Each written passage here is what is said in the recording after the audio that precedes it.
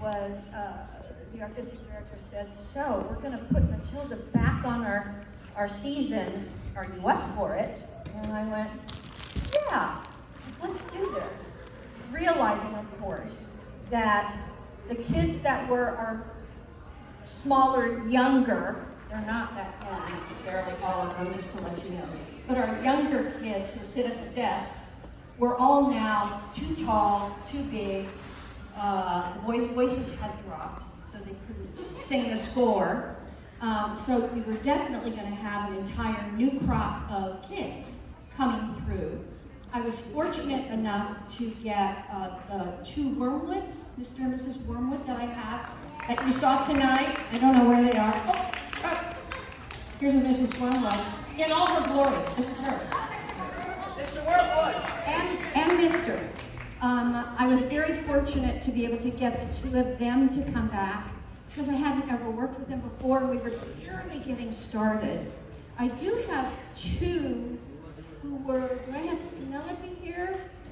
I have Owen. Cool. You saw him as Michael, and a few other things that he pops up in as well. So these are all new kids that were cast coming into this. And it's just a wonderful, wonderful story that you get to tell with crazy characters. I mean, the only one who you kind of think is sane is Matilda.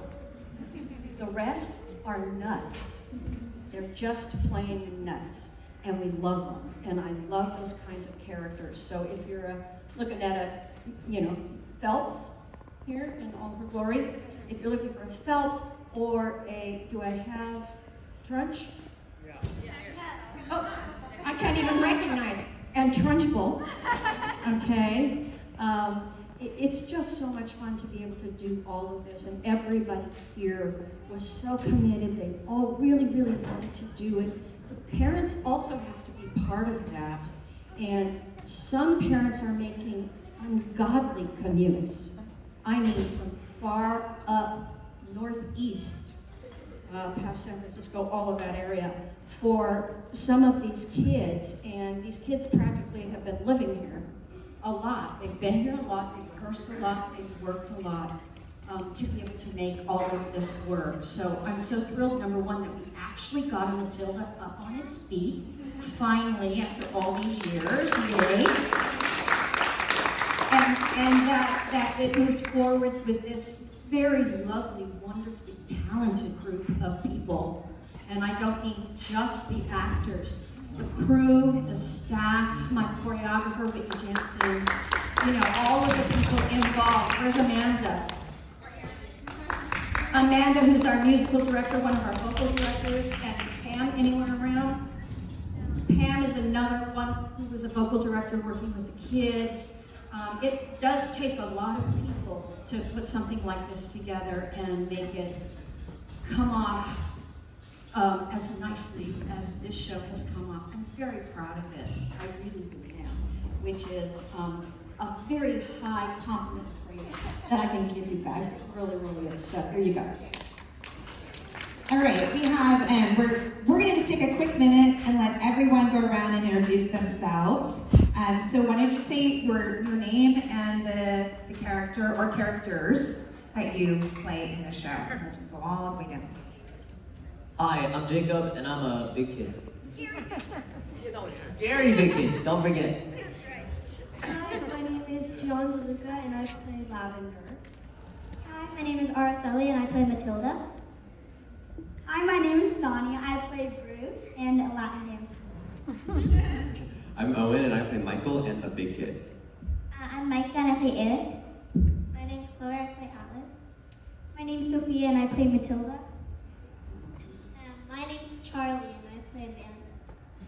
My name's CJ, and I play Tommy and the second Latin dancer.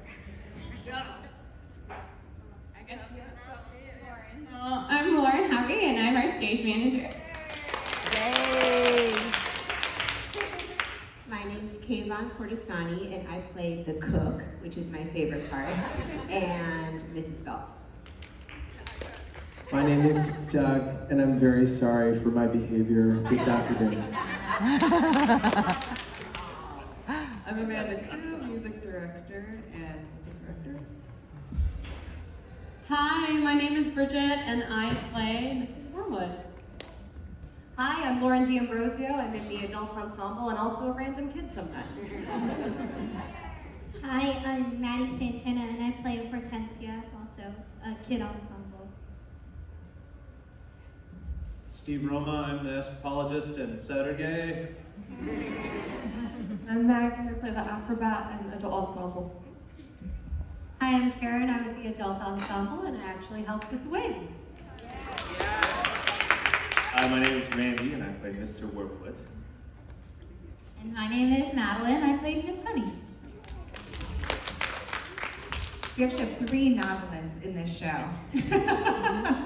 Makes for a fun rehearsal. Okay, so do we have anyone from the audience that has a question that you'd like to? Okay, yes, sir. I see your hand right there.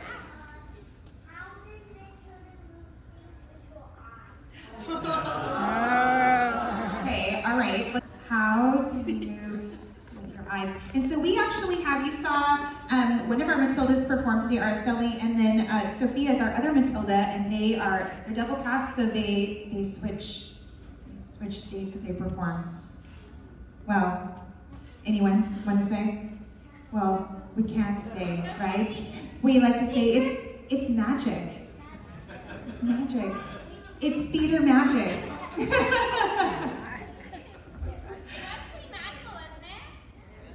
Yeah? Sure, let's do it. Okay. Okay, here's Lauren. So, as Miss Honey says, Matilda is so smart, and she's not being challenged enough in school. She's not reading hard enough books. She's not being able to work hard enough because Miss Trunchbull won't put her in a higher grade where she needs to be. So she has all that extra energy and all that extra intelligence that's shooting out of her eyes, and it's making everything happen. All right.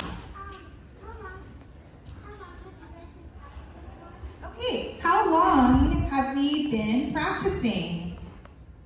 Okay, Araceli, would you like to take that one? All right.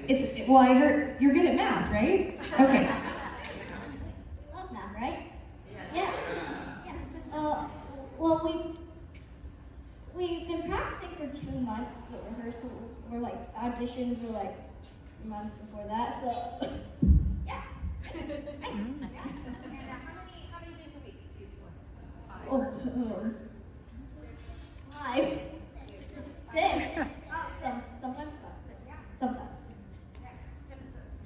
And a lot of practicing on your own too. So you would come and learn all of the choreography and learn all of the staging, and then go home and watch the videos and practice. Anyone else want to comment on the rehearsal process? Oh, Jane would like to. I will also say that the Matildas Yes. work in oftentimes 7 days a week. That's right. Okay? They got some extra scheduled kinds of things because the role is mammoth and it's a lot to learn, a lot of dialogue and a lot of things. So the girls were in quite often. That's right. Other questions? Yes. Are you all professional actors, or do you go to school and work? Okay, so the question is, are you professional actors? Do you go to school? Do you work? Okay.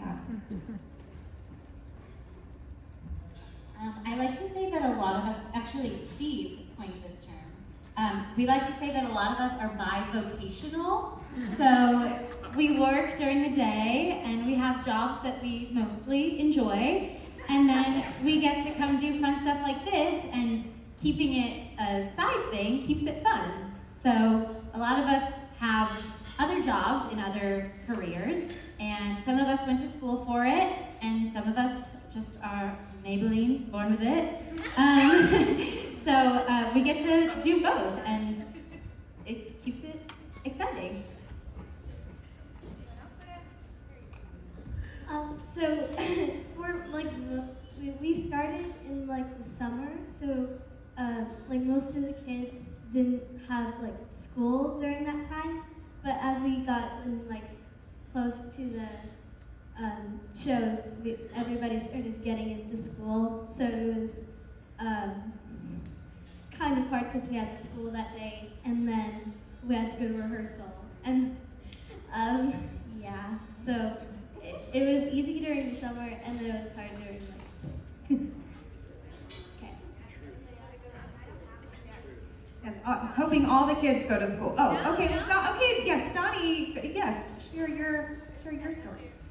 So I've actually been homeschooled my whole entire life, so I've never went to school, and I feel like this gave me a lot of time to practice and improve on the show. So I'm really grateful for that. And yeah. Okay. I'm not homeschooled, but I found that practicing with my dog helped. Like I would read my lines to my dog, and although he can't respond, he did a good job of just staring and making me feel good about myself. But yeah, it's hard with school, especially because my last class of the day, Doug,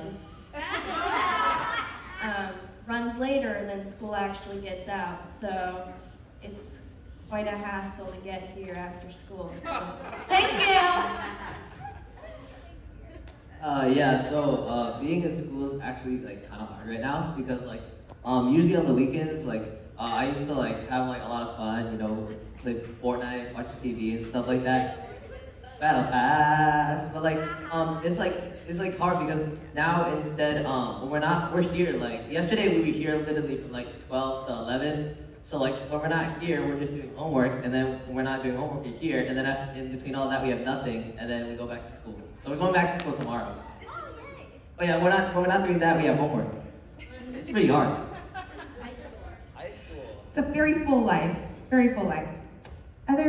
Yes, sir. Well, I have a comment and a question. The comment is I found the show absolutely enchanting. My wife and I came yesterday. We were thoroughly enchanted by it. We watched the Netflix movie last night, and I finally understood a lot of things that I hadn't understood today. Then I came back today and was even more enchanted, knowing all.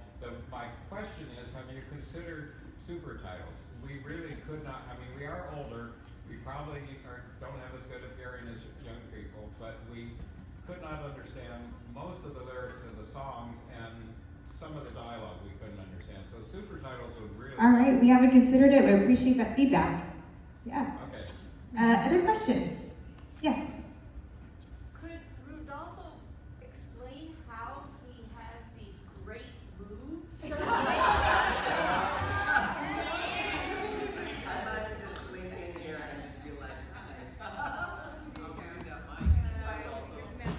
What was the question? How do you have those great moves? Where do they come from?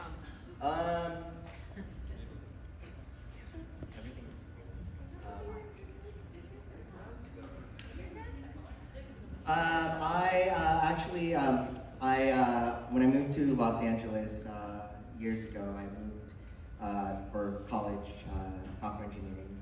But I made friends in the entertainment industry, and they're like, "Want to take a dance class with us? Want to take an acting class with us?" I was like, "Okay."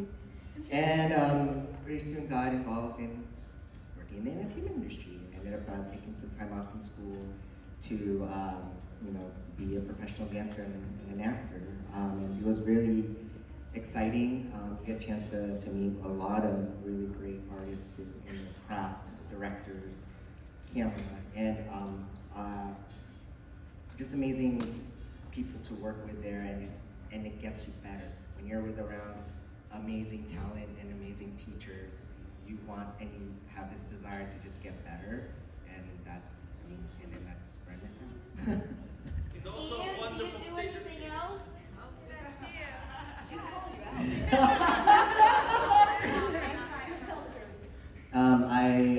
Outside of work in this, I'm also a competitive figure skater.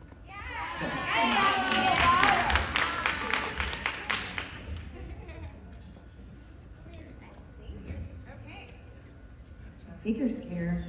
Wow, that's amazing. That's awesome. Yeah, we have so much, so much talent on the stage and so many amazing careers, and we have, some teachers, and I think what she was referring to is, Doug is a high school drama teacher, and a few of his students are actually in the show, so fun for them to be able to perform, together.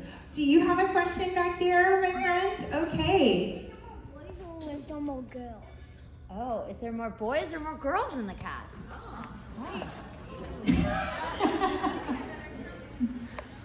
Okay, here we go. Who will have the answer first?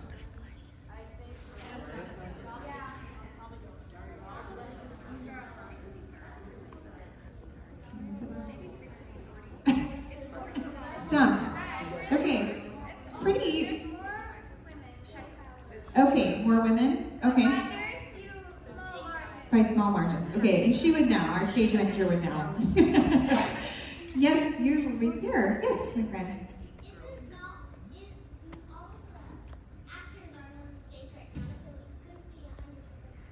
That's true. That's a good point.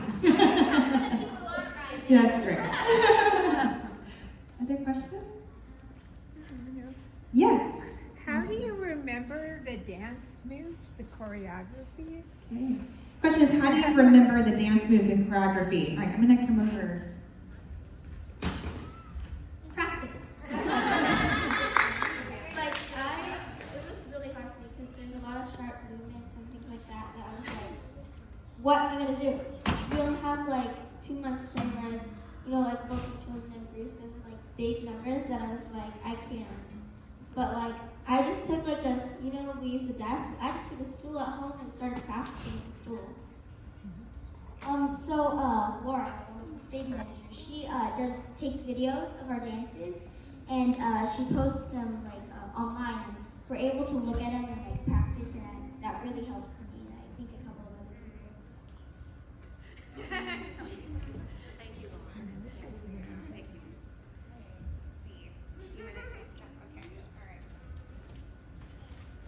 I think a lot of it's you have to be like really engaged in the rehearsal. So like when you're like learning the dance, you can't you have to like be going like super sharp with your moves like the whole time, even when you're learning it. Because like if you're not doing that, you're not actually. You have to. Most of it's just like muscle memory, remembering what to do.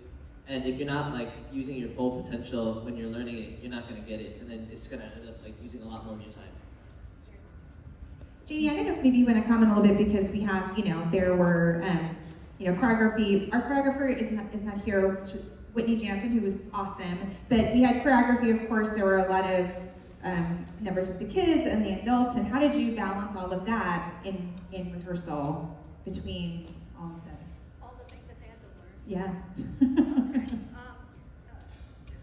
The rehearsals really reflect the fact that there is a lot of music in the show, a lot. The kids sing a lot. For the most part, almost all of that music has to be learned before it can be staged or choreographed, unless there is a dance break that's separate. So there was a dance break, for example, in Loud, where all of those people would dance and the judges would do what they were doing. That could be started on before they got through all of the music. So there's a big priority on music. They didn't really start the rest of the dancing for at least 2 weeks, I'd say, and 2 out of 6. That's a lot. So there's a lot of time in every rehearsal spent on all 3 things, and the blocking of the scenes and the work of staging all the acting things came a little bit later, because knowing that all of the dancing would take drill time, literally. Lots of repeating and drill time for people to get it and feel comfortable with it, that they could do it. There's a couple of lifts, there's some tumbling things. We had to spend some time on all of those things to make them safe and secure. And so pretty much every rehearsal you start doing all 3 things and break them up an hour at a time, hour and a half, whatever, however it needs to get there. Yes, Mary. Beautiful performance, that was absolutely amazing, thank you. And the question for all of you, if you wanted to just get involved in the sort of theatrical, it sounds like you've got an amazing experience. How do you start? Which is really interesting, you're a bit shy, and how do you handle stage fright? Okay. Yeah, so how do you get started, performing, and then how do you handle, stage fright or nerves? Okay, let's see. Let's go CJ. Most of the time, auditioning's like free. So you just audition for a show, and and like some places accept everyone, others don't. If you know, that's okay. Just audition again. And then getting over stage fright, that's pretty like hard. But if you just like get used to it, then you probably will not get stage fright anymore. And when I try to deal with stage fright, I don't really actually look at the audience. I actually look because there's a TV up there. It's like it shows the hand over there. It's a good thing to watch your conductor. I like that. So how I started like doing these theater camps, and since I was like a very happy kid, I thought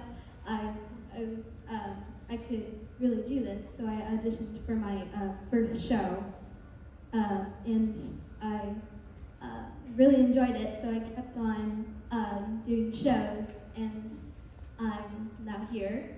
And with stage fright, yeah, what Charlie said, I always look over the audience, and I also like having an audience too. Not a lot of people enjoy like a full audience, but I mostly like to see people in the audience look at you and start just smiling and having fun with the show. So, yeah. Yeah. Hi, I'm an adult. What's up? Okay. Yeah. Oh, okay. Sure. I'll stand. So a great way to get started with theater, if you're like really starting out fresh, I would say like find a class. If it's like a dance class or an acting class, if you're willing to commute to the city, ACT has some great classes. I know SBMT down in the South Bay has great classes. Because then Starstruck in Fremont. Yeah, there's lots of places that have great classes. I think that's a great way to sort of enter into the world of theater and then also meet people within the community, because it really does help if you know people and they get to know you, because truthfully, I know so many people who'd be like, oh, I was taking a dance class and I pulled this other person because we needed someone else in the show. So it's like a great way to get started. And then like if you want to sing, sometimes taking voice lessons or finding singing groups so you kind of get over the fear of auditioning, because sometimes that can be a little bit of an intimidating space to enter into. And then as for stage fright, the kids are actually have some hot tips. So a lot of it has to do, I think, over time. You get used to it, for sure. And then practice. So if you've got your material you're working on, the more you do it, the more your muscle memory will kick in when it comes time to actually do it, that you're not really afraid. And your body and your mind will take over, and the fear is gone. And then something that Ian has sort of helped me with, because it's true, if you can control your breathing, you don't get nervous. So hot tip, I always do before loud, and we sort of sync up our breath. We inhale for 4, and then we exhale for 6, and I'm cool as a cucumber when it comes time to do that kooky number. So those are just some like tactics you can use to sort of calm yourself so you don't feel so nervous. Are really familiar with it from Netflix, and so we have a love for it already. And I was a little worried when you love something and then you come and see it that it doesn't live up, and it really did. Every single person carried their weight. The music was amazing. Just all of it was phenomenal. So, but my question is, what is the song that gets stuck in your head that's been driving you crazy? Okay, all right. Okay, Mama, so your hand go up. Okay. The song that is in my head all the time is Bruce when he's eating the cake. There's some really fun words in that song, and it's just hysterical, and I really like it.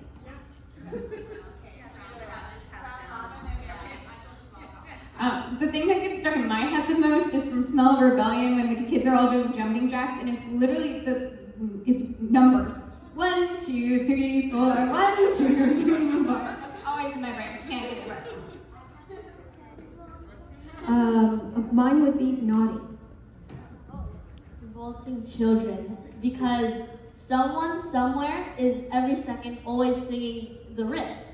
So it's like all I think about.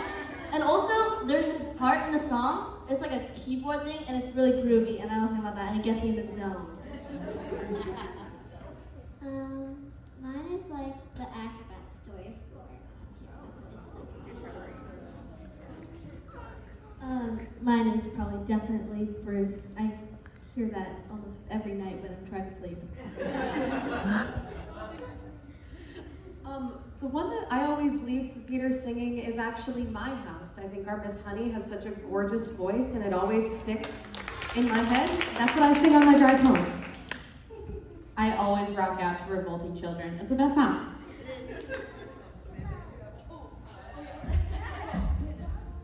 I get school songs stuck in my head because of how clever it is with the letters of the alphabet. My mommy says I'm a miracle. Because it's the first song.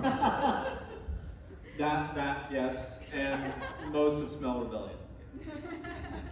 School song, 100%. Honestly, it's a different line from every single song, and they just play on a loop over and over.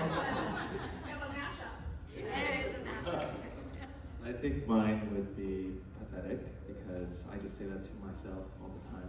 Don't be pathetic, Randy. You can do it. You know?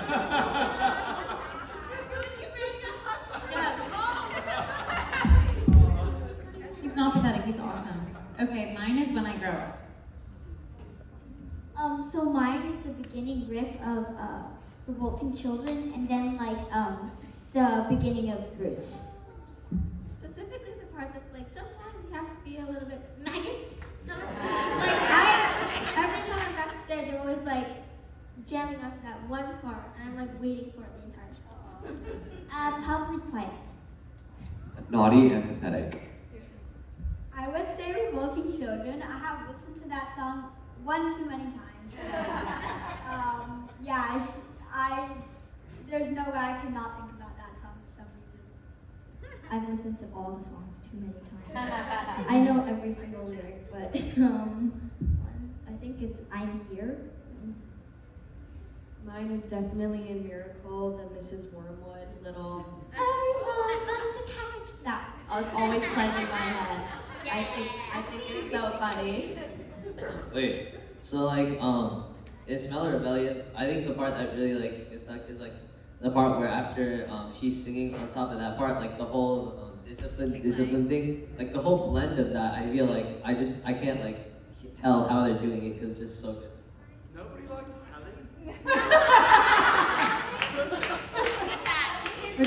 Okay, we have one.